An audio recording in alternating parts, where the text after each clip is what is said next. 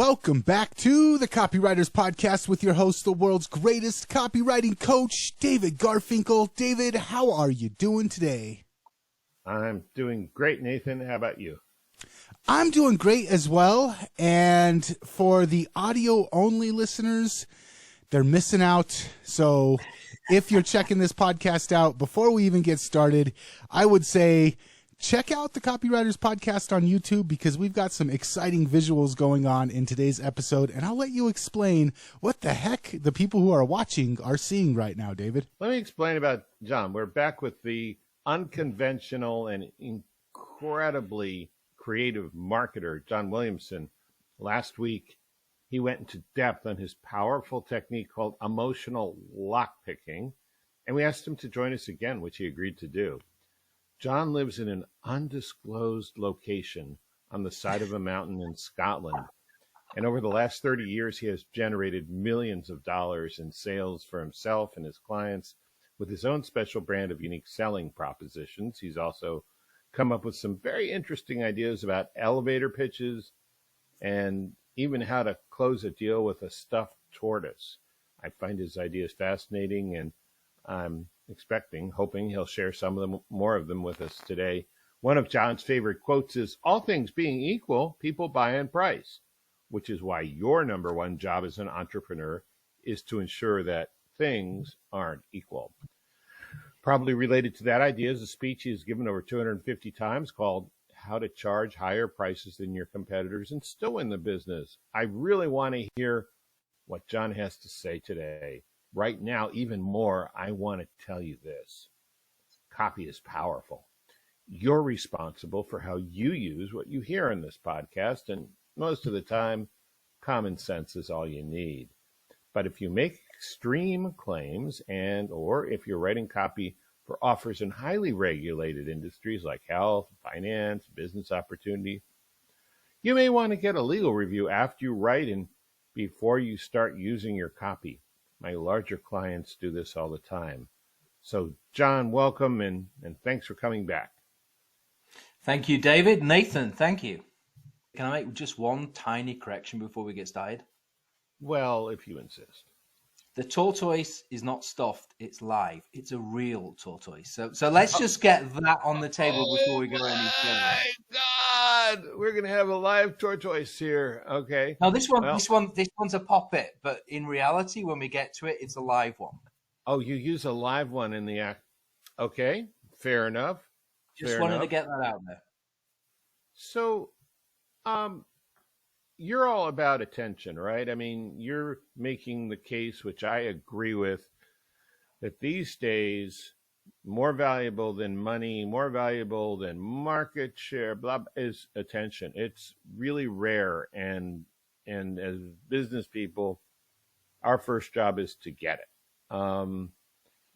We've got a bunch of things to talk about today, I guess. How to rope in attention, elevator pitches, tortoises, USPs. Where would you like to start?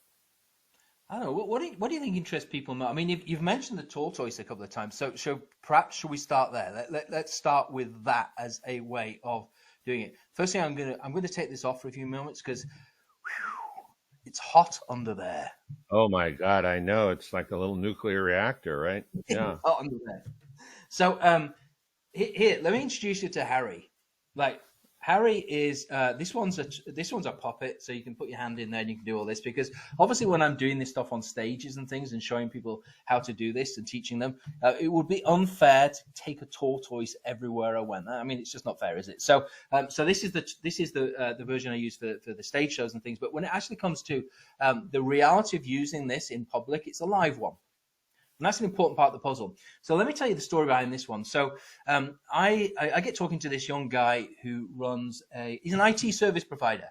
Okay, so he goes in and he does all the stuff that these IT guys do. He fixes up all your cat cabling and reroutes and reconfigures and goodness knows what. I mean, I'll say goodness knows what, David, because here's the way it works.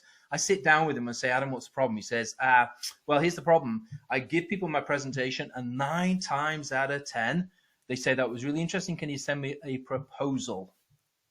And I said, and then what happens? He says, I can't get back on the phone, or they make excuses, or it's too expensive. You know the way the story goes here. So asking for the proposal is a polite way of saying, no, well, you've not convinced me. Or usually this is the case. I don't really understand what you do, how you do it, why this is beneficial to me, etc. We could go on with that one, yeah? So there's some kind of breakdown between what I've said and what you've understood and how you've interpreted the offer. So I sit down and say, just show me a presentation, will you? It's like an hour long. And this guy goes the ins and outs. I mean, by the end of it, you could literally have some kind of a PhD in some kind of computer science. This is what experts do, right? You get an expert in front of someone. I've worked with tons of management consultants, like way cleverer than me. But they try and convey and share and tell everything they've ever learned about everything they're going to do. And they've not figured out how to simplify it. Maybe that's because that's how they got rewarded in school. And they haven't made a clear enough unconscious distinction between school and the real world.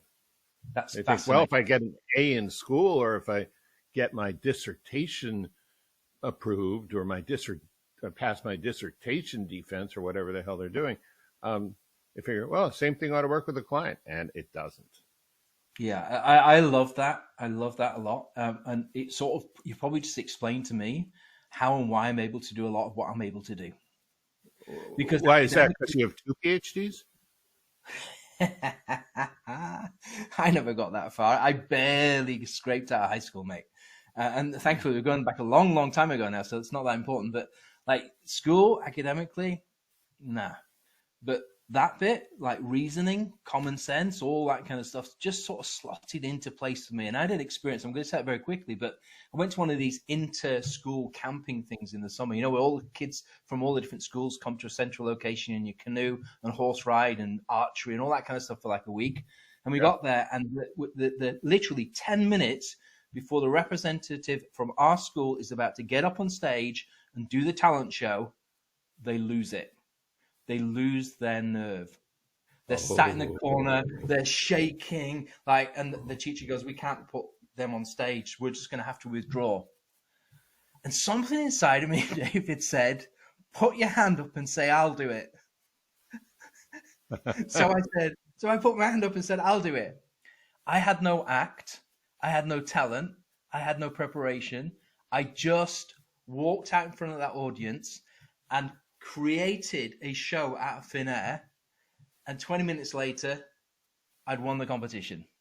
Wow, congratulations. All these super smart people who could play the fiddle, and they could sing, and they could recite stuff, and I just walked in there, and out of the blue, using my imagination, which I've got pretty good at doing now, I was able to captivate and hold that audience for that 20 minutes.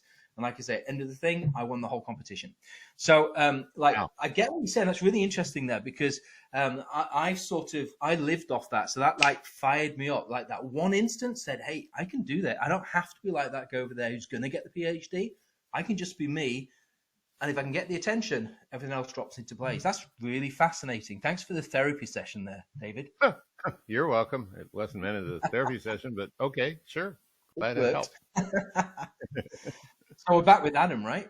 Adam is the tortoise? No. Harry's the tortoise. Adam's the IT consultant. Yes, we're back with Adam.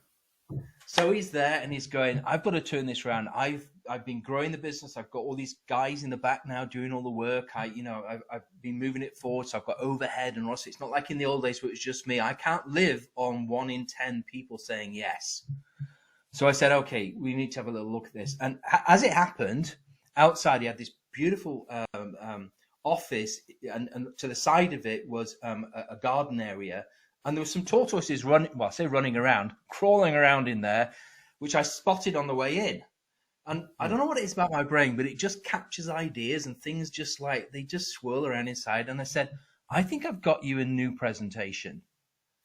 I said, go out and grab one of those tortoises, will you? So we went out, got a tortoise, brings it back in. How big was it? Not big, just like not much bigger than that, like a medium-sized tortoise. So it's not like one of these big things from the Galapagos Islands or something like that. Yeah, you didn't have to literally put it under his arm or anything like that. Just like a fairly normal-sized one. So he brings it in, and I quickly bashed together a presentation. And I said, here's what I want you to do from now on. Walk into your meetings, no laptop, no briefcase, just a tortoise in the palm of your hand. And I want you to walk in, and this is what will happen. Most times, people are a little bit preoccupied when you're going into a meeting in the first place. So like they're working on whatever they're working, they're on a call, whatever. And I said, and what will happen is they will look up, they will see your tortoise, and they will double take. Like they just won't be able to control it. All right. And we've done stage one, we've got their attention.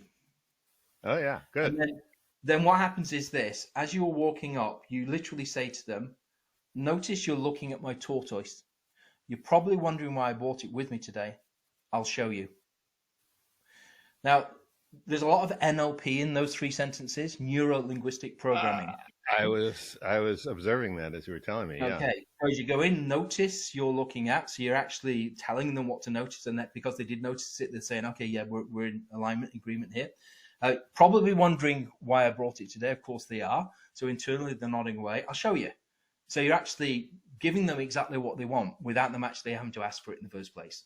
And then in this instance, he literally pops it down on the table, points at it, and says that was designed to go slow about 18 million years ago. It'll still be going slow about 18 million years from now. These things got about 0.63 miles per hour. If you stuck a really juicy piece of lettuce, you might be able to get it up to about 0.7 miles per hour, but that's all it's ever going to do. Computers were not designed to go slow. They were designed to go fast. If you've got slow computers in this business, I can get them racing like a greyhound. Whoa. That's it. The whole presentation. How long did that take? Like about a minute? Yeah, I guess. Maybe. So we go from about an hour to a minute with people saying to him, we got that problem. I keep hearing the guys or the gals in the back saying things are grinding, they're taking too long, it doesn't work like it used to, we're adding stuff and taking stuff away, and we're trying to get away with it, and you've just described our problem. I'm sick of it. So yeah, what does that look like? How do you solve that problem for us?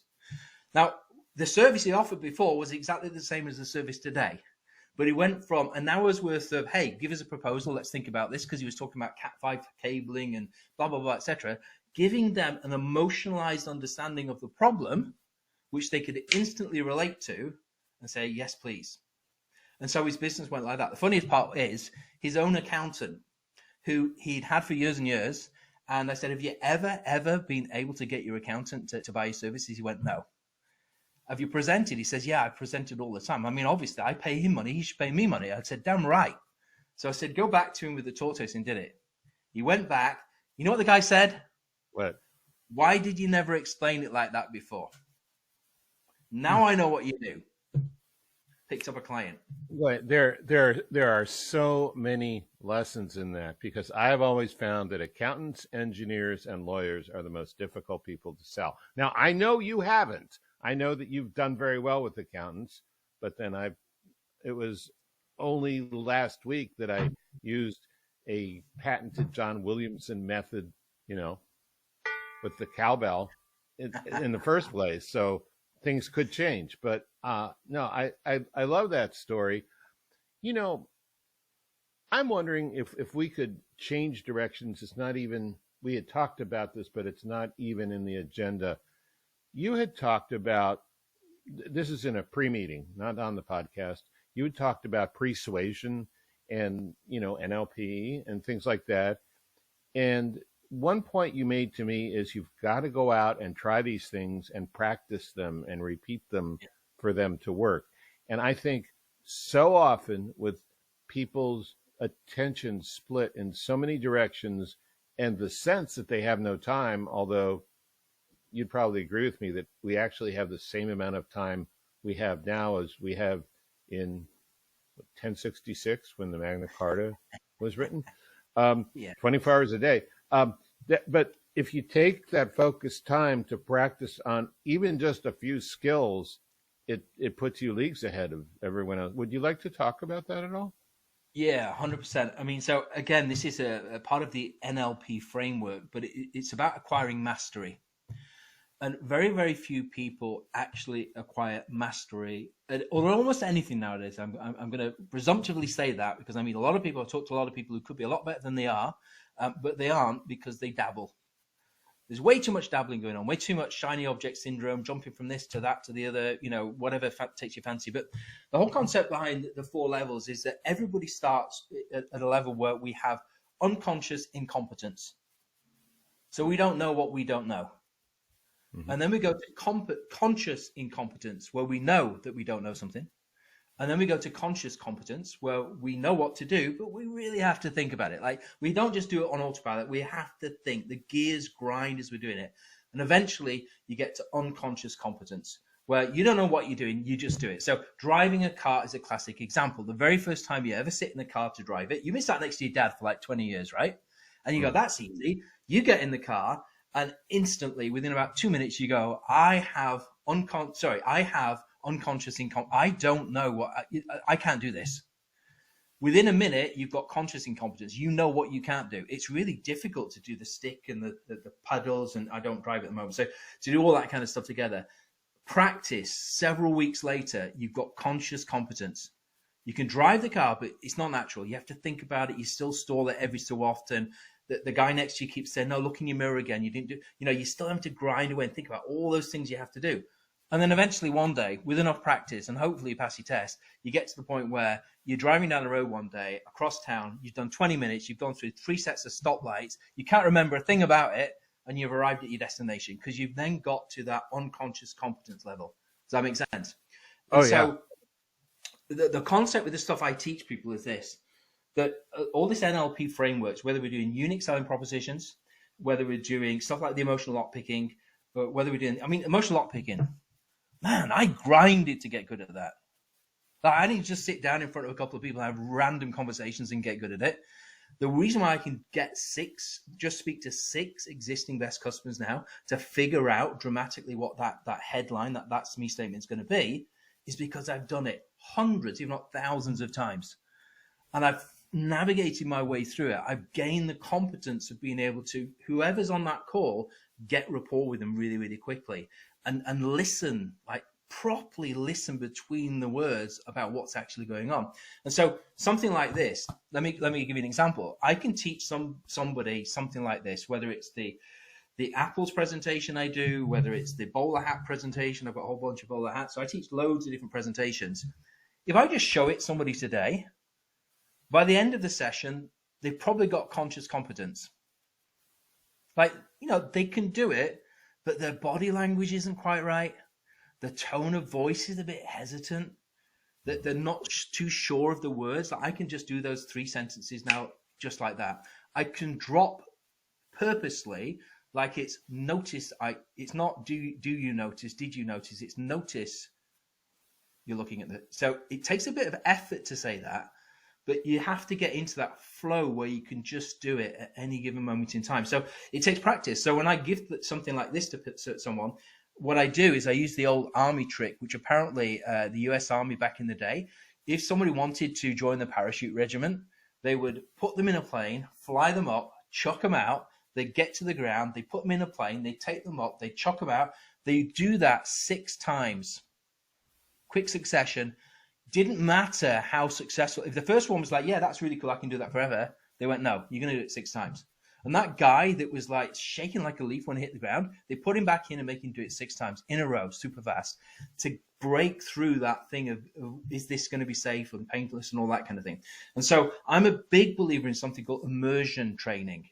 So whenever I'm working with somebody or whether we're doing something, we really immerse them in it, give them one thing to practice, one thing to do repeatedly over and over again until they reach that unconscious competence stage. Did I overcook that? Is this gone like PhD on everyone?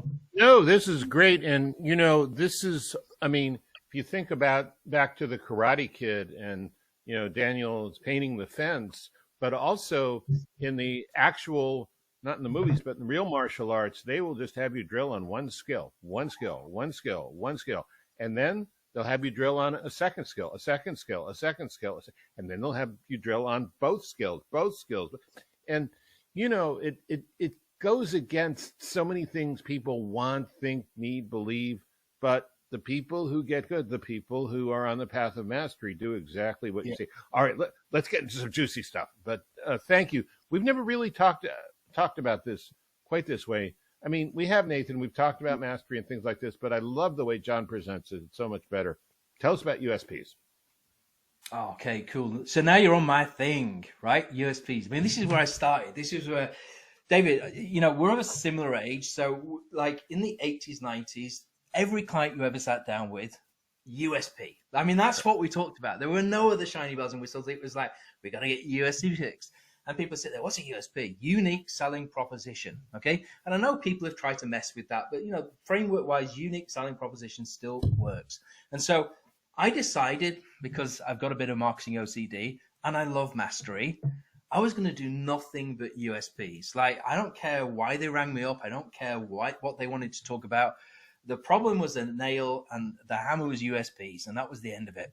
And so I would go in and do nothing but USPs. So, and over a period of time, I started to develop frameworks, because USPs are difficult. Like, let's all put our hands up. They're not the easiest thing in the world to do. Otherwise, everybody would just do it. Like, they just go, yeah, okay, I can knock one of those out, and off you go. But they are hard to do. And as we talked about last week with the kitchen company, the bigger, the better, the faster, all those things are really difficult to defend. Like the kitchen company, we got the biggest showroom in the world, and they ended up just being the showroom for all the other kitchen companies and still not getting the business. And so the USP, you have to really craft it and think about it, and think about the problem you're really solving. And the problem you're really solving is quite important. So I had a bunch prepared that we can talk about. We got like the fatal flaw USP, the guillotine USP, the white knight USP, and the contrarian USP. I mean, I've got dozens of these different frameworks, but I'm going to talk, with your permission, if this is okay, I'm going to go to the contrarian one. Sure. Because I've been posting about that recently, and it seems to really resonate with people. They sort of get the picture. And I think, given the amount of time we probably haven't got left, it's probably the quickest one I can do. So I get a phone call from this guy who runs a hotel. He's got a big hotel. And he rings me. So he goes to one of my seminars on USP. And he comes up to me afterwards and basically, cut a long story short, can you help me? I'm in trouble. So I go to see him and his wife in this hotel. And they're in trouble. Like, there's a recession on. It's in a vacation resort. Like, there are literally 1,000 other hotels. Like, times are dire. Like, the bank is literally been knocking on the front door and saying, we want the keys back or the money. Like, you know, it got to that point. So prices are coming down. Occupancy rates aren't there. It's a shambolic mess. And on top of that, the guy's getting grumpier and grumpier and grumpier. Mm-hmm. And laughingly, you know what their USP had been? No. The friendliest hotel in town. Yeah, like maybe not, huh? So the friendliest hotel in town. I'm sitting, this guy is like, he's a big guy. Like, he's a big, I call him an ogre of a guy. I mean, and I do that politely. He's just a big, he's what we would have thought of as Jack Reacher in Lee Child stuff, yeah? He's that guy, yeah, big guy, Czechoslovakian, thick accent, okay? Yeah. And so he's sitting there recounting how difficult the problem's got and all the rest of it. And all of a sudden, there's these kids been running around the hotel, like, you know what kids do? Like, kids go away, and it's exciting, it's new, and the parents just want to have a drink, so they're letting them off the leash a bit and all that kind of stuff. And so this gang of kids are running around all over the place. And eventually, this Czechoslovakian guy, he loses it. He stands up, and in Czechoslovakian, he literally fills the room with abuse. The parents are literally frozen in their seats. And when he stops, it's very clear what should happen. Everybody out of the lounge.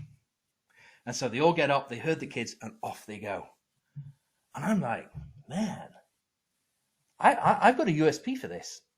I mean, I've got a USP for that. I've got a USP for somebody who's having problems like that, yeah? And so I've got to the point now where I can look at a situation and quickly go through the list and go, oh, okay, that one will probably fit over here, because in this instance, his personality and the situation that had arisen circumstantially because of the economic environment, etc. So I sat there and I went, I know what your USP is. So I got a pen, and I'll do it on the blackboard just for dramatic effect. I wrote on the piece of paper these 3 words. No kids guaranteed.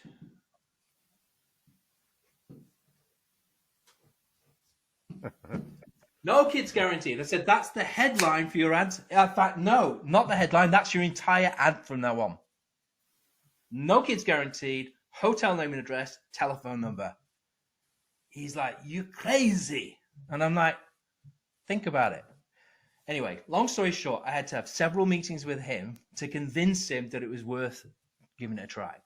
I dragged the accountants in. I sat down with the accountants and said, you tell me what size of problem I need to solve here. But I'm not just going to do this and try and fill the hotel. I need you to tell me how much I need to sell each room at maximum occupancy for the rest of the season to get these people out of the doodah. So we sat down and we worked out the rate. The rate was, I can't remember what it was, way above the competition. And I still remember this guy's face. It was like, this is crazy. And I said, what have we got to lose? You're losing everything. What have you got to lose? There are people like you and me who hate going into a hotel. When I'm going away for a bit of peace, I've got kids, so I've nothing against kids, but I make my kids behave. I'm very conscious of how they're impacting other people in the environment, but a lot of people aren't like that. And I said, so if somebody said to me, no kids guaranteed in a hotel, man, I'm in. So I said, let's give it a try. So we rang the newspaper. We gave them a copy for the ad. You got somebody at the other end in the other. They got the pen ready, like they're going to write it all down. And we went, no kids guaranteed. Yeah, what else? No, that's it. No kids guaranteed. Hang on a minute. I need to talk to somebody. 5 minutes later, had a chat with legal. Don't think this is going to fly. I'm like, put legal on the phone. We literally spent over an hour on the phone getting that ad approved to run in the newspaper. They were like, whoa, like what's going to happen if we do that? That's a bit controversial. Yeah. Anyway, long story short, again, we run the ad. Guess what happens? The phones ring off the hook. Like the guy's ringing me saying, what have you done? I'm saying, what's the problem? He says, we can't do any work. The phones just don't stop ringing. And the phones rang and rang and rang and rang. And long story again, they filled out the hotel for the rest of the season. The best bit is this. They got a cash offer on the hotel at the end of the season. They were able to go back into the bank with a big fat check and stick that in the account rather than handing the keys back. So that's a classic example of like unique selling proposition. No kids guaranteed. It just works. It's super simple. And it's contrarian because I don't know if it's at hotels or restaurants, there's always this little tagline, kids eat free, or, or no extra charge for kids. So this is very contrarian. Just one quick point in that, because it might be relevant and interesting to people. But the whole point with the USPs is this, and I've written about this, the thing that's necessary is bravery. Like, you have to be brave to go out on a limb like that. You have to be brave to be the one that says that kind of stuff, yeah? The guy literally had people from a national newspaper camping on his door. He opens the front door to his hotel one morning, and there's news reporters outside with cameras. They're like, outraged, and we're going to outrage you to the, we had 2 local suppliers who rang him and said, we're not going to supply you anymore. Like, listen, if you're going to go out on a limb, you're polarizing yourself. The very best USPs polarized.